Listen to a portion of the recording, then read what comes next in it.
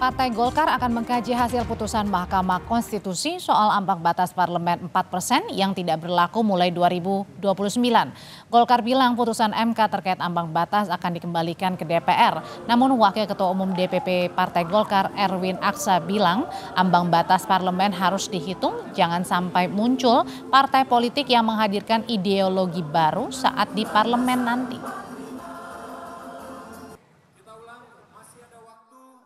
Saya kira kita akan melihat kembali apakah hasil MK tersebut kemudian perlu kita kaji lagi di DPR nanti. Tapi bagi Partai Golkar kita ingin kualitas politik Indonesia ke depan lebih bagus, caleg-calegnya atau anggota DPR-nya lebih berbobot. Ya, kita berharap juga ideologi negara kita dipertahankan. Kita tidak ingin ada partai baru muncul kemudian bisa membawa ideologi-ideologi yang kemudian bisa membawa perpecahan bangsa ini. Partai Solidaritas Indonesia menyambut gembira putusan MK soal ambang batas parlemen di Undang-Undang Nomor 7 Tahun 2017 tentang pemilu.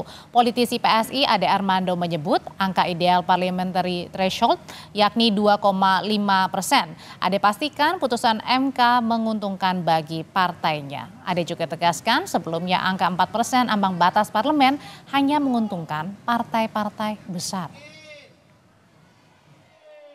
PSI akan dengan sangat gembira menyambut keputusan tersebut ya, karena memang sejak lama kami sebetulnya juga berharap itu bisa diubah aturan minimal 4% tersebut, karena itu menghambat ya, contohnya PSI lah 2019, saya nggak tahu 2024 ini kami akhirnya tidak jadi masuk ke DPR walaupun beberapa kandidat kami memiliki suara yang sangat tinggi ya, hanya karena terhalang oleh aturan 4% tersebut.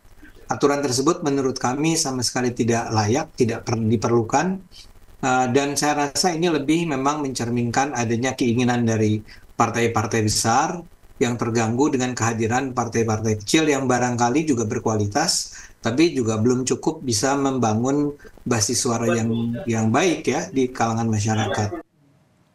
Calon Wakil Presiden sekaligus mantan Menko Polhukam Mahfud MD memuji putusan MK yang menghapus ketentuan ambang batas parlemen sebesar 4% dan baru berlaku di 2029. Mahfud mengapresiasi perubahan aturan berlaku di periode berikutnya, tak seperti perubahan syarat Capres-Cawapres. Mahfud bilang perubahan masih harus diputuskan pemerintah dan DPR dengan mengubah undang-undang. Bagus, memang harus begitu. Berlakunya itu harus di dalam tradisi hukum di seluruh dunia. Kalau ada perubahan aturan yang memberatkan atau menguntungkan seseorang harus pada periode berikutnya. Termasuk misalnya seharusnya usia presiden, wakil presiden itu kalau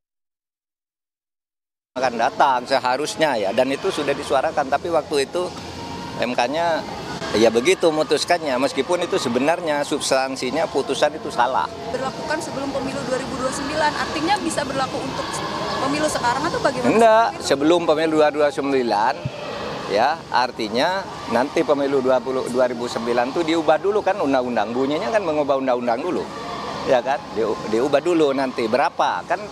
Kan itu belum tentu berarti nol juga. Ya, tapi dia menghapus, lalu apa syaratnya? Sebelumnya Mahkamah Konstitusi memerintahkan perubahan ambang batas parlemen 4% di Undang-Undang Pemilu yang mulai diberlakukan pada pemilu 2029.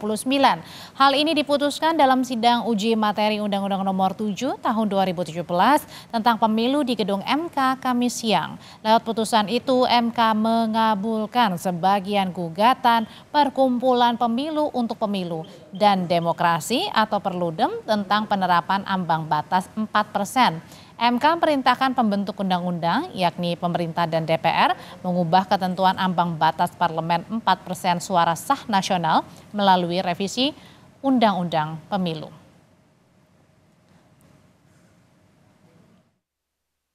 Permohonan 1. Mengabulkan permohonan pemohon untuk sebagian.